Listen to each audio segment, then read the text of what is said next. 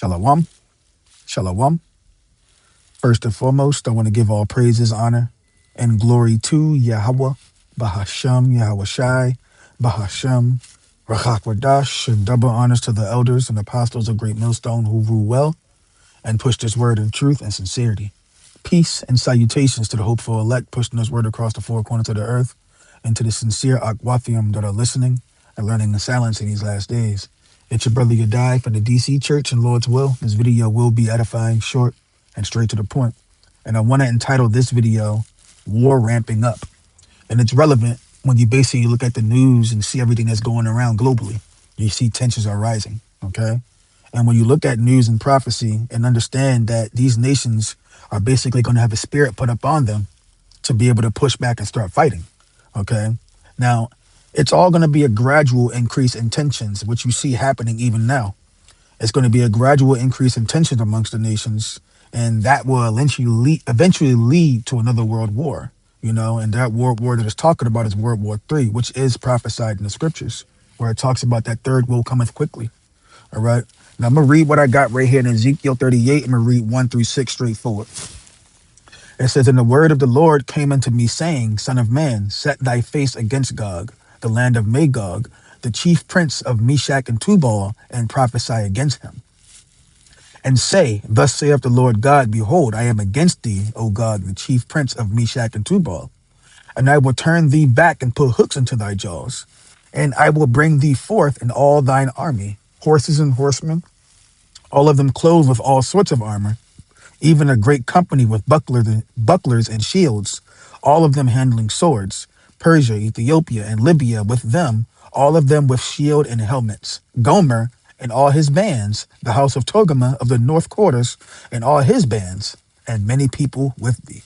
So when you look at Gog and the land of Magog, that's Russia, all right? And as you can see, it names all these other nations, which are going to be participants in the Third World War, okay? They're only going to be participants that's going to contribute to the chaos. But Russia is going to be that one of the participants, and that's what it's talking about when it says Gog and Magog. But you can see war tensions are brewing up in the Middle East over in that land, okay? And the Lord is against them, as he's saying, and he uses these nations to basically execute prophecy. All right. And then when it says, "I will turn thee back and put hooks in thy jaws," is letting you know that the Lord controls the left and the right hand side. And that's what I meant when I say the spirit is going to be put up on these nations to basically go to war. They're going to fight, okay? Just like what it mentioned, Persia, which is modern day Iran. And that's primarily what this video is going to focus on, all right? But Ethiopia, Libya, Gomer, you know, as war tensions are brewing up, you see the media for these places are basically, I would say, gathering their citizens or prepping their citizens for war, okay? Now, I want to read this. Like I said, I'm going to be focused on modern day Persia, which is Iran. But as I read right here, it says, as of February 2026, Iran is actively preparing for potential conflict with the U.S. and Israel, with authorities increasing civil defense, building underground shelters, and accelerating missile production. Now, there's no need to accelerate missile production or build underground shelters or even line up civil defense with such urgency if you didn't believe anything was going to happen, okay? But this is all according to Al Jazeera and the Council on Foreign Relations. Also, Iranian officials have declared readiness for immediate and powerful responses to aggression, while border provinces prepare to manage essential supplies. Okay, now that definitely sounds like they're getting their citizens, their whole area ready for something that's to come. Okay, now Trump is also talking about talks and negotiations. He's not putting that off. He doesn't want to have to use force, but you see them on the other end. They're already, preparing for what they think is going to happen. Also, in an article I read, the fact that the U.S., when they're trying to talk about these deals that they're trying to set up, they keep, let's say, putting together the military stuff right along with the nuclear program that they're trying to do. But Iran, what they're saying is it's a complete separate thing. They're not going to negotiate or what's the word? They're not going to comply with U.S. when it comes to talking about their nuclear program that they're working on. Okay. But some key aspects that you can see in terms of Iran's preparedness: military buildup. The Islamic Revolutionary Guard, the IRGC, has accelerated production of missiles, aiming for an inventory of 1,800 to 2,000 ballistic missiles. Civil defense. Tehran is constructing underground parking shelters to protect against aerial attacks. Logistics and command. President Mossad Pezeshkian has delegated authority to border governors to secure food and essential goods. Retaliation strategy. Iran is expected to target U.S. bases in Iraq, Syria, and the Gulf, potentially leveraging its proxies, as reported by CNBC. And nuclear developments. Iran has advanced its nuclear capabilities, with officials noting that building a weapon is a possibility if they choose to pursue it. But although, like I said, despite the preparations, diplomatic channels, and talks, the Istanbul are still being pursued to avoid full-scale war. Now, obviously, nobody really wants to go to war, but that's why I'm saying the spirit is going to be put upon these people to make it happen. All right, prophecy has to be fulfilled. All right, but this is letting you know that this is what they're preparing for. But I have this one article pulled up right here, and I'm gonna kind of jump through it a little bit just to get to the main points. But the title is it's going through Al Jazeera that it was quoting, and it says Iran prepares for war as U.S. military armada approaches. Okay, so there's a couple things I want to get,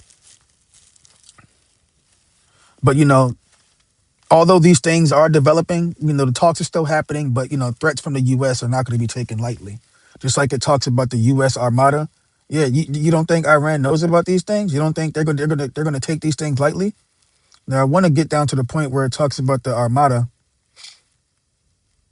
Yeah, because right over here it says, starting from here, it says the U.S. Armada, as Trump has described it, continues to position itself near Iran's waters, led by the USS Abraham Lincoln aircraft carrier. And the Israeli media reported Friday that the destroyer USS Delbert D. Black has docked in the southern port of Eilat. All right.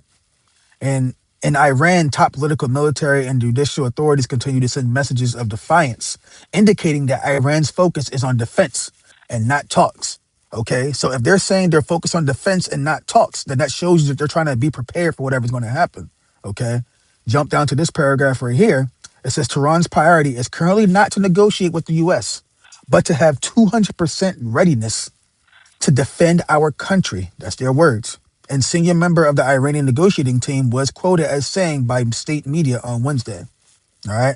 Now, when you jump down, they have their army prepared. Okay.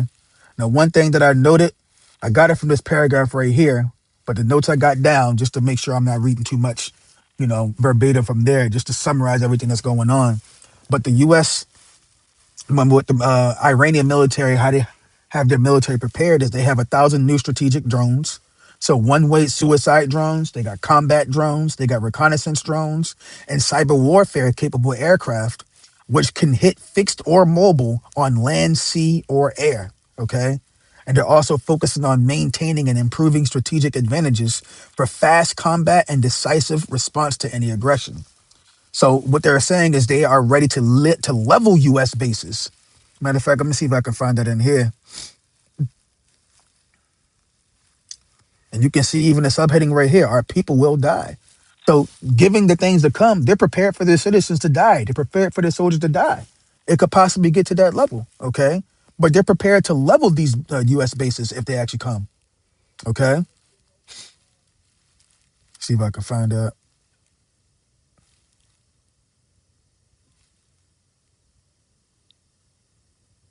I ain't gonna stay on here too long.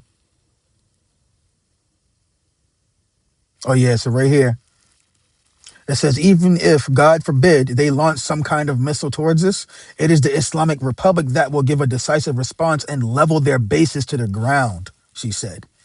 But even as the government and its supporters remain focused on how much damage Iran may potentially be able to inflict on Israel and the U.S. if it is attacked, many Iranians are fearful of what the second conflict in the space of a year will mean for them. Okay. So obviously, when people think of warfare, it's not a good feeling. Okay. But this is what they're trying to get their people prepared for. And they wouldn't be doing this if they didn't think it was necessary. They're prepared for fatal casualties, and they're prepared to attack U.S. and Israel right back if need be. Now, I'm going to post these articles that I got because I got a couple of them up right here. When you look at this one right here, this one is going so more so The origin, the background on how this has been developed, even back when the U.S. attacked Iran's base back in, I think it was last year in June, is going to give an origin story and how everything is building up to now. And this one is also saying the same thing as the other one as well. So Lord's well, just post these in the description box where you can access it there. But other than that, what I want to get is I'm gonna get Joel 3. I'm gonna start from verse 9. It says, proclaim ye this among the Gentiles. Prepare war, wake up the mighty men. Let all the men of war draw near, let them come up. Beat your plowshares into swords and your pruning hooks into spears. Let the weak say, I am strong. Assemble yourselves and come, all ye heathen, and gather yourselves together round about. Thither cause thy mighty ones to come down, O Lord. Let the heathen be weak, be wakened, and come up to the valley of Jehoshaphat, for there will I sit to judge all the heathen round about. And that's the reason why the Lord is gathering all these nations round about to be judged. That's what that valley is going to be about. Okay, the valley of Yahweh Shaphat.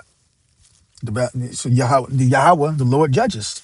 Okay, so the Lord is gathering all these nations to prepare for war, and you can see the hostility between U.S., Israel, and Iran, and it's increasing. And the way these nations are gathering and position themselves is not for peace. You can see that's for war. You're not going to gather yourselves and get all these kind of defense things if you feel like there's something, if it's going to be a time of peace. Okay, but there's some ways that I got in chat right here. But here's some realities. The way that these tensions are rising between the U.S., Iran, and Israel, because like I said, I want to focus on Persia, all right? But you can see, one, it's a direct and proxy military escalation. So Iran backs armed groups hostile to Israel, like Hezbollah and others, while Israel conducts strikes on Iranian targets and the assets in the region. The U.S. supports Israel militarily and has also struck Iran-backed groups when American forces are targeted. But America is the one that's sending the weaponry over to Israel to be able to attack Iran. Okay, so of course some of their equipment is going to be destroyed.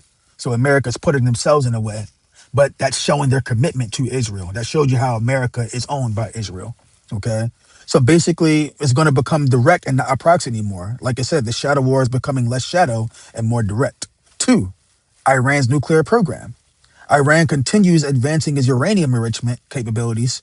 Israel has repeatedly said it would not allow Iran to attain a nuclear weapon. The U.S. officially prepares diplomacy, but has not ruled out force. Okay? So Trump always does that. He boasts and brags and talks about that. Okay, yeah, you can talk about how you're not going to back out force, because that's what you initially want to use in the first place. Okay? But you got to show face. You got to appear good to the public and say, you know what, we tried to do things the easy way, try to do things the better way, but they force us. So using language like that makes it seem like you're the victim instead of the one that's causing all the chaos. Okay. But it says the closer Iran gets to weapons grade capability, the closer the region gets to open conflict.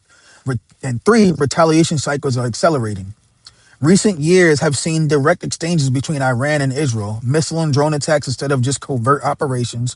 Each side is testing limits. The U.S. is pulled in because of defense commitments to Israel and its military presence in the region. Miscalculation risk is rising fast. And I remember reading another article saying that I forgot which nation it was, Slovakia, for not remembering, but they have a missile developed. It might have been China when it comes to the DF series, that these missiles can hold nuclear capabilities, but just looking at it when it's approaching you, you'll never know. So that could be heavily miscalculated if you think it's nuclear and then you fire one back. Now you just started a nuclear war. Okay. So that's how things can be miscalculated heavily because of the type of technology and the weaponry that they're coming up with these days through the technocracy. Okay. So, but it says the bottom line is deterrence is weakening, red lines are blurring, and escalation windows are widening. Okay. So at the end of the day, you can see that this thing is all building up. Okay. Now, when you look at certain things right over here, actually, nah, I'm gonna get this one later. But due to the U.S. economic pressure, it basically even led to a protest in December, which led to a dollar shortage, which caused one of the Iran's largest banks to fail. Okay, and some key points on that is that the bank is called Ayande Bank, and it collapsed late 2025 and was taken over by the state due to bad debt and insolvency. And when you look at the word insolvency, it's an inability to pay debt. Okay. So at first, it was their own internal conflicts that led to their own destruction. But the U.S. was basically the cherry on top. Okay. So continuing on, it says domestic financial mismanagement and corruption were primary causes. So reckless loans, lacking regulatory oversight, lacking capital, internal weaknesses are crucial to collapse. What does the scripture say? A city that stands against itself cannot stand. Roughly paraphrasing. Okay. So when you look at the U.S. and then international sanctions, that basically worsened the environment. Like I said, the cherry on top. So what did it do? It isolated Iran from global finance. It restricts access to foreign currency and oil revenues. And it also made it harder for banks to cope and expose underlying fragilities. Okay. So that's the way that the U.S. contributed to actually making the tensions rise against Iran. All right. Now, before I get what I got right here, I want to read this in 2nd Ezra 15. I'm going to start from verse 28 and read down to 33.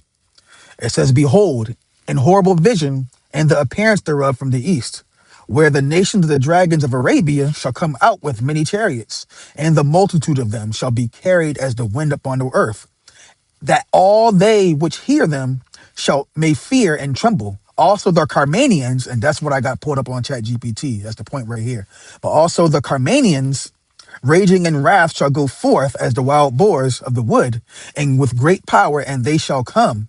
And shall they come and join battle with them, and shall waste a portion of the land of the Assyrians. And then shall the dragons have the upper hand, remembering their nature, and if they shall turn themselves, conspiring together in great power to persecute them, then these shall be troubled, bled. Then these shall be troubled, bled, and keep silence through their power, and shall flee. And from the land of the Assyrians shall the enemy besiege them and consume some of them, and in their hosts shall the fear of dread and strife among their kings. Okay, so nations in the Middle East are prepping for war. And from the east, they're going to bring devastation. Okay, so that's how you know it's talking about the lands over there. All right. But the U.S. bases in the Middle East will be attacked if provoked enough. As I read in the article, Iraq and Syria and other bases that the U.S. have over there in that area, if they feel like threats are going to change from threats to actually making that happen, you can see all the preparation that's happening. They're going to level those bases to the ground, just like I read. Okay. When I'm reading this, the reason why I want to get this because it talks about the Carmanians are basically going to come out a strong military with strong might. Okay. Now, who are the Carmanians? Okay. Who are the ancient Carmanians? The Carmanians were the ancient people of Carmania, a region in southeastern Iran, where it was Carmania. Carmania roughly corresponds to today's Kerman province in the modern Iran. Who were they ethnically? They were Indo-Iranian people related to the Persians and Medes. They lived under the Arch- Arch- Achaemenid Achaemenid Empire, which is around the 1550, 330 BC, and later they came under Alexander the Greek after his conquest of Persia. So the historical context, the Greek historians described them as a tribal pastoral people, part of the broader Persian imperial system, known for participating in imperial military campaigns. And I was seeing it, there was another video when a brother was talking about the fact that their culture and everything highly relates to the people of Persia and Iran. You know, their customs and the way they practice, the way they do certain things. But also they were strong warriors, okay? But the bottom line, the Carmanians were not a separate empire. They were a regional Iranian people group within ancient Persia, located in what is now Southeastern Asia, okay? Now, that's the reason why I want to bring this out, because it talks about the Carmanians are going to participate in the war just like that, just like I read back in Ezekiel and in Joel, okay? But Persia, again, just like I mentioned, Russia and all those other nations, they're going to be participants in this chaos that's going to happen. But all these things before, all these things that's happening, the verbal disagreements and other arguments, the pushing and shoving, the minor attacks and things like that too, the covert operations, those are micro skirmishes that's happening right now. Economic sanctions, threats, political turmoil, protests. But all that provoking is eventually going to stop because somebody's going to say, I'm fed up and I had enough. Okay. And also for the U.S. to be able to monopolize all the resources and everything like that to prepare for this thing, they're going to have to go through Iran as well. Okay. There's no way to escape prophecy. So ultimately, hopefully this all made sense, man. I just wanted to pull up some articles and things that point towards the micro things that are going to happen gradually that's going to lead up to basically this World War III, ultimately just trying to lead up to the prophecies coming about. Okay. But hopefully that made sense. And that was a little jumbled on my words, but hopefully everything was Hope everything was edifying. Again, I want to give all praises, honor, and glory to Yahweh Bahasham, Yahweh Shai Bahasham, Rachak Wadash, and double honors to the elders and apostles of Great Millstone who rule well and push this word in truth and sincerity. Till next one.